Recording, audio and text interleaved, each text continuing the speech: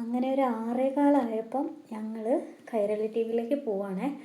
അപ്പോൾ ചേട്ടായി ഇല്ല, കുറേ ലഗേജും ഉണ്ട് കേട്ടോ. ഈ ഓട്ടോയിലെ ചേട്ടനാണ്, ഞാൻ പറഞ്ഞത്, നമുക്ക് അറിയുന്നതാണ്. അപ്പം തലേദിവസമൊക്കെ പറഞ്ഞു വെച്ചിട്ടുണ്ടായിരുന്നു, രാവിലെ വന്നു കേട്ടോ. അപ്പോൾ ഓട്ടോയിലാണ് പോകുന്നത്. അപ്പം പോകുന്ന വഴിക്ക് എനിക്കൊരു ചായ വേണമെന്ന് പറഞ്ഞിട്ട് ചായയൊക്കെ മേടിച്ച് തന്നായിരുന്നേ. ഞങ്ങളിവിടെ വന്നപ്പോൾ ഇവിടെ ആരുമില്ല. ഇവിടെ സെക്യൂരിറ്റി ചേട്ടൻ മാത്രമേ ഉണ്ടായിരുന്നുള്ളൂ. എടുത്തു പറയാം, എന്താ പറയുക, നമുക്കൊരു പരിചയമില്ലാത്ത നാടാന്ന് നമുക്ക് തോന്നിക്കത്തില്ല. അത്രയും സ്നേഹമായിരുന്നു കേട്ടോ അവിടെയുള്ള ഓരോരുത്തർക്കും. എടുത്തു പറയാൻ പറ്റും അതുപോലെ. എന്താ, എനിക്ക് അറിഞ്ഞുകൂടാ എന്താണ്, നമ്മളൊരു പരിചയമില്ല എങ്കിലും നല്ല പെരുമാറ്റമായിരുന്നു. അങ്ങനെ സാരി എടുക്കാൻ ലവ്ലി ചേച്ചി ഉണ്ടായിരുന്നു, മേക്കപ്പ് ചെയ്യാനൊക്കെ ആളുണ്ടായിരുന്നു കേട്ടോ. അപ്പം ഞാൻ എന്താ വെച്ചാൽ, എനിക്ക് സാരീൻ്റെ ABCD അറിയാത്തതുകൊണ്ട് ആദ്യം തന്നെ പോയിട്ട് സാരിയൊക്കെ എടുത്തു, റെഡിയായി.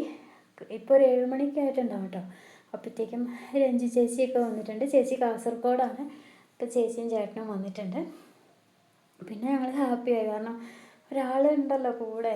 അപ്പോൾ എല്ലാത്തിനും ഒരാൾ നമ്മളെ കൂടെ ഉണ്ടാകുമ്പോൾ നമുക്ക് അത്ര ടെൻഷൻ ഇല്ലല്ലോ.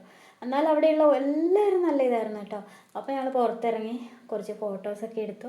കൈരളി ടി വിൻ്റെ ടവർ അതിൻ്റെ താഴ്ന്ന മുറ്റത്താണ് കേട്ടോ ഫോട്ടോ ഒക്കെ എടുത്തത്. പിന്നെ ഞങ്ങളിങ്ങനെ ഇരുന്ന് വർത്താനമൊക്കെ പറയാമായിരുന്നു. പുറകിലിരിക്കുന്നതാണ് ഫർസാന, തലശ്ശേരിക്കാരിയാണ്. ഇവിടെ വന്നിട്ട് പരിചയപ്പെട്ട കേട്ടോ എല്ലാവരെയും. പിന്നെ തൊട്ടടുത്തിരിക്കുന്ന സരിത ചേച്ചി. അങ്ങനെ എല്ലാവരുമായിട്ടും എന്താ പറയുക, കമ്പനിയാകാൻ പറ്റി. നല്ല കൂട്ടായിരുന്നു എല്ലാവരും. ഇപ്പം എന്താ പറയുക, നമ്മളൊരു മത്സരത്തിനൊക്കെ പോകുമ്പോൾ ചിലപ്പോൾ അങ്ങനെ ചിന്തിക്കൂലേ, അങ്ങനെ ഒരു ഇതൊന്നും ഉണ്ടായിരുന്നില്ല കേട്ടോ. അങ്ങനെ നമ്മുടെ ഊഴമെത്തി. അതായത് നമ്മളിങ്ങനെ ഓരോ റൗണ്ട് സെലക്ട് ചെയ്യുന്ന ടൈമായി. അങ്ങനെ ആദ്യമായിട്ട് നമ്മൾ സ്റ്റുഡിയോയിൽ കയറി. അപ്പം എൻ്റെ പേര്, അതായത് 3ാമത്തെ റൗണ്ടാണ് എനിക്ക് കിട്ടിയത്. ഒരു റൗണ്ടിൽ 4 പേരായിരുന്നു. അങ്ങനെ 3ാമത്തെ റൗണ്ടായിരുന്നു. അത് വന്നപ്പോൾ നല്ല സമയമായി, കാരണം ഓരോ റൗണ്ട് കഴിയുമ്പോഴത്തേക്ക് ഒരുപാട് സമയമാവില്ലേ. അപ്പം ഞാനിങ്ങനെ മാമിൻ്റെ അടുത്ത് പറയുമായിരുന്നു, എനിക്ക് മാമിനെ എനിക്ക് സമ്മാനമൊന്നും കിട്ടിയില്ലെങ്കിൽ സാറില്ല, എനിക്ക് മാമിനെ കാണാൻ ഭയങ്കര ആഗ്രഹമായിരുന്നു. അത് കാണാൻ പറ്റി, സാറിനെയും മാമിൻ്റെ അടുത്തൊക്കെ നിന്ന് സംസാരിക്കാൻ പറ്റും, ഭയങ്കര സന്തോഷമല്ലേ. അതാണ് അങ്ങനെ പറഞ്ഞപ്പോൾ ചിരിക്കുകയായിരുന്നു. അതെല്ലാം കഴിഞ്ഞ് ഭയങ്കര ദാഹം. അപ്പം ഞങ്ങൾ 4 പേരും കൂടെ ജ്യൂസ് കടയിൽ, അവിടെ തൊട്ടടുത്ത് തന്നെ ഒരു ജ്യൂസ് കട ഉണ്ടായിരുന്നു കേട്ടോ. അവിടെ പോയി ഞാനൊരു കൈക്ക് ഷേക്കും ചേച്ചിയും ചേട്ടനൊക്കെ മാംഗോ ഷേക്കുമാണ് കേട്ടോ കഴിച്ചത്. അപ്പോൾ അവിടെ നല്ല തിരക്കായിരുന്നു, നല്ല ചൂടാണ്. നമുക്ക് ബാംഗ്ലൂർ വിട്ട് കഴിഞ്ഞാൽ വേറെ എവിടെ ചെന്നാലും ഭയങ്കര പരവേശവും ദാഹം കേട്ടോ. എത്ര കുപ്പി വെള്ളം കുടിച്ചെന്ന് എനിക്കിനെ അറിയില്ല. പിന്നെ ഇവിടെ നമുക്ക് ചോറൊക്കെ ഉണ്ടായിരുന്നു കേട്ടോ. കൈരളിയിൽ നല്ല ഫുഡായിരുന്നു. രാവിലെ ഇഡ്ഡലി, വട, സാമ്പാർ, ചമ്മന്തി അങ്ങനെയൊക്കെ ഉണ്ടായിരുന്നു. ഉച്ചയ്ക്ക് നല്ല ചോറും കറിയായിരുന്നു കേട്ടോ. അടിപൊളി ടേസ്റ്റായിരുന്നു. പിന്നെ ഇതാണ് എൻ്റെ റൗണ്ട്. അപ്പോൾ ഞാൻ പായസം ഉണ്ടാക്കുന്ന കുറച്ച് വീഡിയോസൊക്കെ എടുത്തിട്ടുള്ളൂ കേട്ടോ. ഫുള്ള് നമ്മുടെ ചാനലിലുണ്ട്. അപ്പോൾ പപ്പായ വെച്ചിട്ട്, പപ്പായ, അട, വൈറ്റ് ചോക്ലേറ്റ് എല്ലാം കൂടെ വെച്ചിട്ടുള്ളൊരു അടിപൊളി പായസമാണ് ഞാൻ ഉണ്ടാക്കിയത്. ഉണ്ടാക്കുന്ന ഇതാണ് കേട്ടോ വീഡിയോ, ചെറുതായിട്ട് എടുത്തിട്ടുണ്ട്. നമ്മൾ കൈരളി ചാനലിൽ എല്ലാ വീഡിയോ ഇട്ടിട്ടുണ്ട്. അതായത് നമ്മുടെ 16-ാം തീയതി തൊട്ട് തുടങ്ങിയതാട്ടോ. 7 മണി മുതൽ 8 മണി വരെ ഉണ്ടായിരുന്നു. അപ്പോൾ എന്താ പറയുക, എനിക്ക് ഒരു പ്രശ്നം വന്നാൽ കുറേ പാത്രങ്ങളൊക്കെ ചുമന്നുകൊണ്ട് വന്നുകൊണ്ട് കേട്ടോ. സാരി എടുത്തു കഴിഞ്ഞിട്ട് എനിക്കൊരു കൂന് പിടിച്ച പോലെയുണ്ട്. ഒന്നാമത് കുറേ വൈകിയോണ്ടാന്ന് തോന്നുന്നു, ആ ഒരു ക്ഷീണം പിടിച്ച പോലത്തെ ഒരു അവസ്ഥയായിരുന്നു മുഖത്തൊക്കെ. അപ്പം മാം എൻ്റെ അടുത്ത് വന്ന് നമ്മൾ ഉണ്ടാക്കുമ്പം മാം വന്നിങ്ങനെ ചോദിക്കും ഏതൊക്കെയാണ് ഉണ്ടാക്കുന്നത്. അങ്ങനെ വന്ന് പറയായിരുന്നു. അപ്പം കണ്ടോ, ഞാൻ പറഞ്ഞു മാമിനെ കാണാൻ പറ്റിയില്ലെന്ന് പറഞ്ഞപ്പോൾ മാമിങ്ങനെ എന്താ പറയുക, അതൊരു ഭയങ്കര ഒരു സന്തോഷമായിട്ടോ. എൻ്റെ ജീവിതത്തിൽ എനിക്ക് ഏറ്റവും വലിയൊരു ആഗ്രഹമായിരുന്നു മാമിൻ്റെ അടുത്തൊന്ന് പോകണം, മാമിനെ ഒന്ന് കാണണം. നടക്കൂല്ല, നമുക്കൊരിക്കലും പ്രതീക്ഷിക്കാൻ പറ്റാത്തൊരു സംഭവമായിരുന്നു. എന്തായാലും നടന്നു കിട്ടി. ആ ഒരു സന്തോഷത്തിലാണ് ഞാൻ. മത്സരത്തിനേക്കാൾ ഉപരി എന്താ പറയുക, നമുക്കൊരു പാഠങ്ങൾ നമുക്ക് പഠിക്കാൻ പറ്റും കേട്ടോ ഇങ്ങനെയൊക്കെ പോകുമ്പം.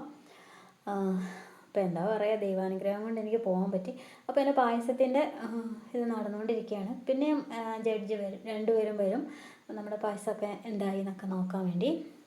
ഇപ്പം എൻ്റെ ഒരു കോലം കണ്ടു കഴിഞ്ഞാൽ ഭയങ്കര അവശതയില്ല. സത്യം പറഞ്ഞാൽ ഹീലിലെ ചെരുപ്പൊക്കെ ഇട്ടിട്ട് എനിക്ക് നിൽക്കാൻ പോലും പറ്റുന്നില്ലായിരുന്നു കേട്ടോ. അതുപോലെ മടുത്തൊരു ക്ഷീണം പിടിച്ചൊരവസ്ഥ. 2 ദിവസം ട്രാവലിങ്, ഉറക്കമില്ല, ടെൻഷൻ, ഇതെല്ലാം കൊണ്ടാണ് അങ്ങനെ ആയിപ്പോയത് കേട്ടോ. പിറ്റത്തെ ദിവസത്തെ വീഡിയോ കണ്ടാൽ മനസ്സിലാവും ഞാൻ എത്ര സന്തോഷവതിയായിട്ടാണ്, നല്ല ഹാപ്പി ആയിട്ട്. പ്രത്യേകിച്ച് എനിക്ക് സാരി എടുക്കുമ്പോൾ അങ്ങനെ കേട്ടോ, എന്തോ ഒരു കോലമായിരിക്കും. എനിക്ക് എന്താണെന്നറിയില്ല, എനിക്ക് എന്തൊക്കെ വന്നു കഴിഞ്ഞാലും ലക്ഷ്മി മാമിനെ കാണാൻ പറ്റിയതിലും സാറിനെ കാണാൻ പറ്റിയതിലും ഭയങ്കര സന്തോഷം. പിന്നെ ഈ ഒരു പരിപാടിയിൽ പങ്കെടുക്കുക എന്നതാണ് എൻ്റെ ലക്ഷ്യം.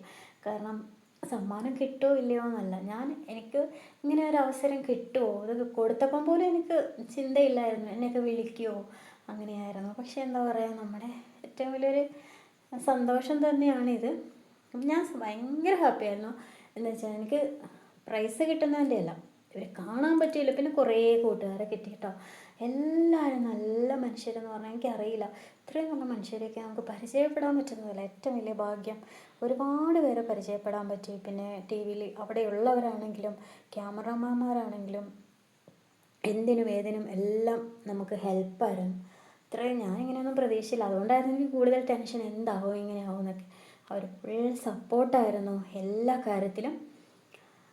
അങ്ങനെ എന്താ പറയുക, സന്തോഷം നമുക്കുണ്ടാവില്ലേ മനസ്സിന്, അതൊരു പറഞ്ഞ് അറിയിക്കാൻ വയ്യ. അങ്ങനെ എന്തായാലും ഇങ്ങനെ ഒരു പരിപാടിയിൽ പങ്കെടുക്കാൻ പറ്റിയെന്നാണ് എൻ്റെ ഏറ്റവും വലിയൊരു സന്തോഷം. ഞാനിങ്ങനെ ചിന്തിച്ച് ദൈവമേ കൈരളി ടി വിയിൽ തന്നെയാണ് ഞാൻ നിൽക്കുന്നത്, അങ്ങനെ ഞാൻ ചിന്തിച്ചിട്ടുണ്ട് കേട്ടോ. നമുക്ക് കിട്ടില്ല, അങ്ങനെ ഒരു ഇതുണ്ടാവൂലേ. പക്ഷേ ഫസ്റ്റ് ടൈമിലാണ് ക്യാമറയുടെ മുന്നിൽ കുക്ക് ചെയ്യുന്നത്.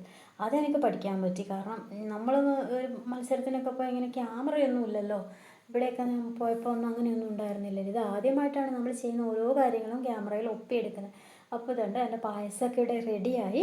ഞാൻ ഈ ചട്ടിയും കലമൊക്കെ ഇവിടുന്ന് കൊണ്ടുപോയി കേട്ടോ. അതാണ് എനിക്ക് ഏറ്റവും വലിയ പ്രശ്നമായത്. പിന്നെ 2 താമരപ്പൂവൊക്കെ സൈഡിൽ വെച്ച് ഒരു കൃഷിക്കാരനെയൊക്കെ വെച്ച് അങ്ങനെയാണ് കേട്ടോ പ്രസൻറ്റേഷൻ ചെയ്തത്.